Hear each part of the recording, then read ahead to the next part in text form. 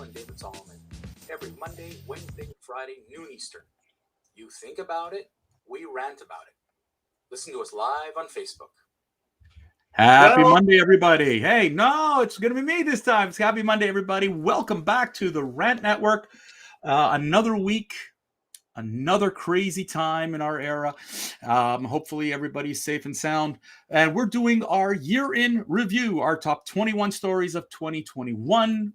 On Friday, Stuart, we did the bottom 7. What we said was number 15 to 21. And today, we're just going to go back and do our middle 7 stories. On Wednesday, we'll do our top 7. But, Stuart, this was one crazy kooky maniac of a year, as usual.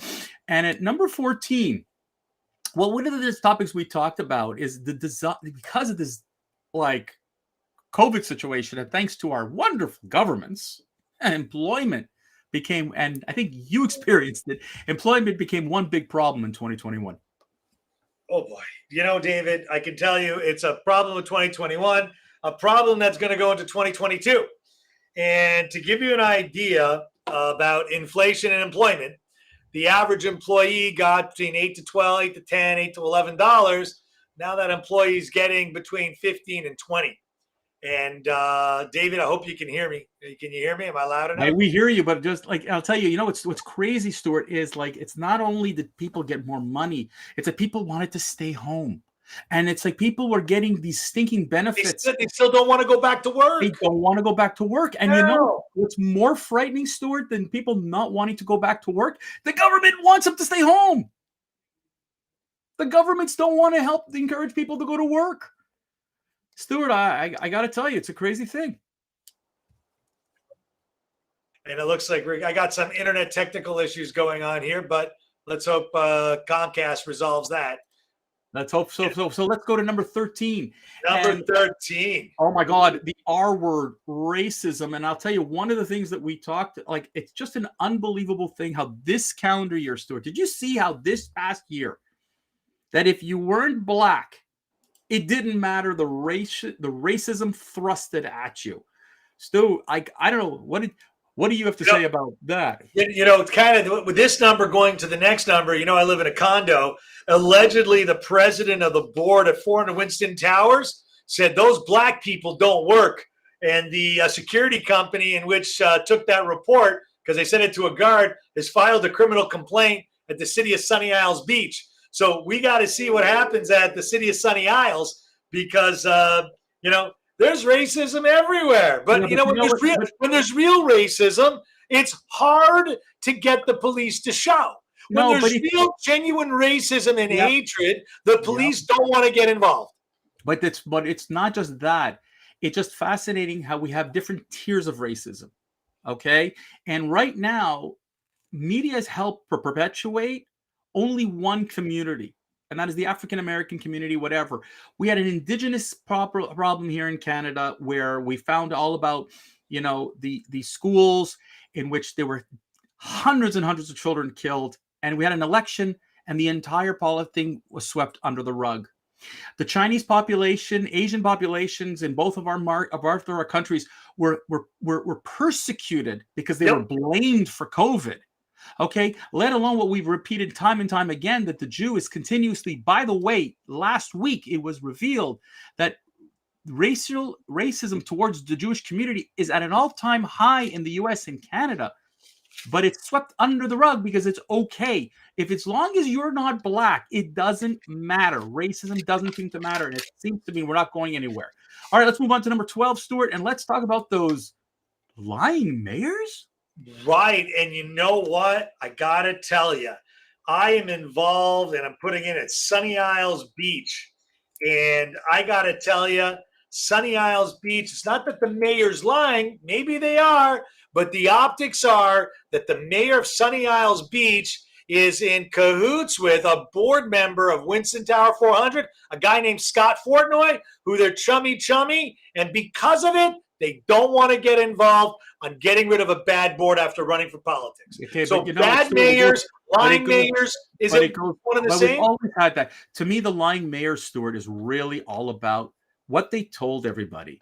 And I'll tell you, a good guy is the hopefully soon to be out on his ass Bill DeBlasio in New York. Oh, and you know what? DeBlasio! Bill DeBlasio lied numerous times in the last few years. And one of the things that he lied about was the fact that we don't need more police. And yet, interestingly enough, Mr. DeBlasio called on the police to be his own personal security. So basically, he lied. Doesn't that sound like Como? Doesn't sound like Como with the private escorts for his family? And you have constantly these lying. What about the mayor of Chicago? Wow, Lori, she's Lori a wonderful Lightfoot. example. Lori full of shitfoot. She's a great example of lying and misleading, and it's just unbelievable. And Stuart, we know that politicians, you know the old joke, right? How do you know when a politician's lying? Their lips are moving. When their lips are moving, right? And the mayors seem to be great at doing this. All right, let's move on. Let's go up to number 11. And that's the argument you and I had this is one of our best arguments that we had, one of the best rants that you and I had. Gun control. Yay! Controlling guns. Mm-hmm. Yeah. So you believe that it's okay to arm all of America. And you and I said that's absolutely asinine up until, and I'll tell you where I'm worried about it, is when the stupid mayors and the stupid governments defund the police. Did you hear the story what just happened in Burlington, Vermont, Stuart? No, I didn't. Bernie Sanders country? Exactly. They defunded the police by 30%. The police quit left, right, and all of a sudden, crime is up. All this is up using guns. And now they're saying, oops, maybe we screwed up. If you're going to, what I was saying back then is that the fact that you Americans have so many guns is unbelievable. But if there was a smarter, more intelligent way of dealing in life with respecting each other, you wouldn't need the guns. But you have no respect. I don't, no, David, that sounds like a liberal piece of Don't give me that liberal garbage. Yeah, don't dare that's insult liberal me. jargon. David, Don't insult me. Guns don't kill people. People kill people. Right. And you know what? There are cities throughout the United States where there's 100% gun ownership. And you want to know how much gun violence there are in those cities? Zero. Where are the highest gun violence? Cities where they're banned and barred. With all due respect, Chicago is banned and barred. Miami is banned and barred. 85 kids dead in a weekend. You've proven again. It's the best. It's the NRA's best. And by the way, don't insult me by calling me a liberal. The NRA has the best line about that is they say that people kill people and guns don't kill people. But you want to know, Stuart.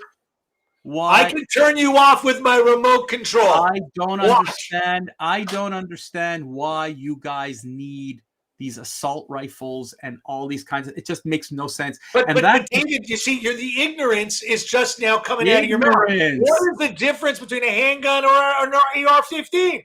They're both the same. There is no difference. So why do you need them, Stuart? David, why do you need Stuart? Why do Americans need guns? David, do you want to know something? Why were there 6 million Jews, 7 million gypsies, gays, and dissidents massacred in World War II? Because the Germans took away the guns from all of its citizens. So you're telling me that if we don't arm Americans, there's nobody to protect Americans?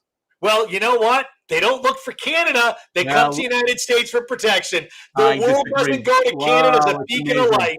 It's okay, Stuart. You know what? The Canadian military could cover what border? What you're telling me, basically, your statement again, they're all from Quebec. It proves that the rant we had a few months ago, is still valid. We need another one. You need another one. All right, let's go to number 10. Let's get out of there. Big tech. You know what, Stuart? Big tech, Google and Facebook and all those tech bastards, are they too big? Are they too powerful? Are they controlling the message? Stuart, what a crazy year to be part. I mean, look what Jack Dorsey and Twitter did to the president of the United States. You know what? Jack Dorsey, you know what? He's rich. He's got all the money, all the security. The guy is an utter retard. I'm using the word retard. The guy should be taken out back and liquidated. Yep. Yep, every bit and byte should be But, sold. but Stuart, I know you like to take personal attacks, but let's get to this, to the crux here of the matter, okay? And that is that They have too much control. They're protected by look, 238. And if they're actually a news agency and act like a news agency or provide political dollars, then they need to no longer be protected by 238. That's Republicans and Democrats need to have both the same agreement on the aisle, because you know what? Every day the scale tips to another side. And You know these what? are bad people, bad organizations. What's crazy about, and this is the crazy thing, Stuart, to me about big tech, and I know we're on Facebook and I know we're wherever. Here's the problem, folks. Okay. They don't want you to see the truth. They want to control what message you get, when you get it, and how you get it. And if you're a conservative, if you're a liberal today and you love liberal politics and whatever, your Facebook feed's going to be inundated with only liberal messaging. But if you're a conservative today, you still get the feed, but they're not going to let you see as much as you think that they will. They are controlling it, and it's a scary, scary world, and we're in. And wait, we saw what happened in the last election. Wait till you see what's going to happen in 2022. Let's move on. Speaking of 2022, hey, voting in 2021, we had a Canadian election.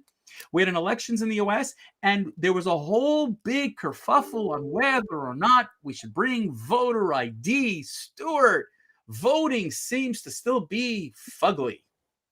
You know, David, I can vote legally. I'm an American. But you know what, David?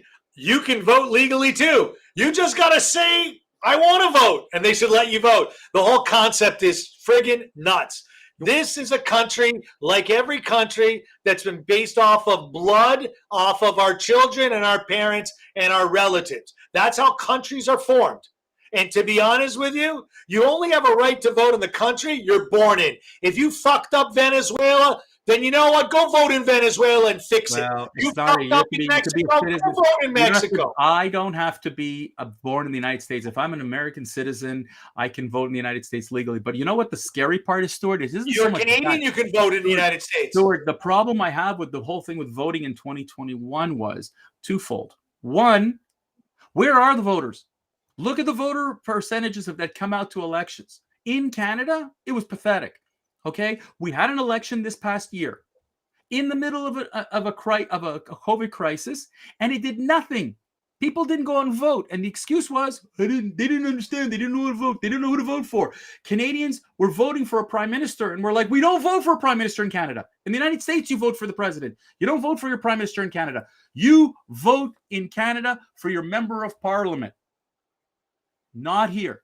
But it's crazy how in the United States, all of a sudden, if you want to show ID, you're told, oh no, that's obtrusive, that's insulting. And then to call them Jim Crow politics? Oh boy. Yeah. Look, President Biden likes to walk around and say Jim Crow. That guy was at the friggin' funeral of the Klansman. David, we're moving on to Finally, the number 8 story, Kamala Harris. Yeah, the sidekick of the president that's like been in the wine cellar drinking wine because all she does is because she has nothing to say or her lips are moving. Well, you know what? She's lying. The problem is she does have stuff to say, but she does it in such a rude way. You heard her in France and she used "de She thought she was funny. She was cute. She was recently interviewed and she was asked about who really runs the United States. And instead of acting, everybody crapped on Donald Trump for the way he spoke and the words he used. And Kamala Harris is crass, rude, obnoxious, demeaning, and not one media calls her out for what she really is. Yep. No one. Her approval ratings are abysmal. The American 30%, population, 38%? The American population, and they're saying, well, vice president shouldn't be as public and da-da-da. But, they ran after Pence for 4 years. So what's good for the goose is good for the gander. And you know what, Ms. Harris, you should, God help us. If you actually, I'd like you to run in 2024. Really, I really wish you would run in 2024 because then Americans would really get to see who and what you really are, because you are a disaster. And yes, we say you're 100%. She could replace Biden, But you want to know what? Then the Americans would really get to know what she's all about. Stuart, the throat slashing is really disgusting. So that will be another thing for next year. We're going to change that. Ladies and gentlemen, we reached the quarter hour. We thank you all very much. Wednesday, top 7 stories of 2021. We'll finish our 21 stories of 2021. And we'd love to hear back from you about what you and how you felt in 2021. We look forward to catching you on Wednesday. Have yourselves all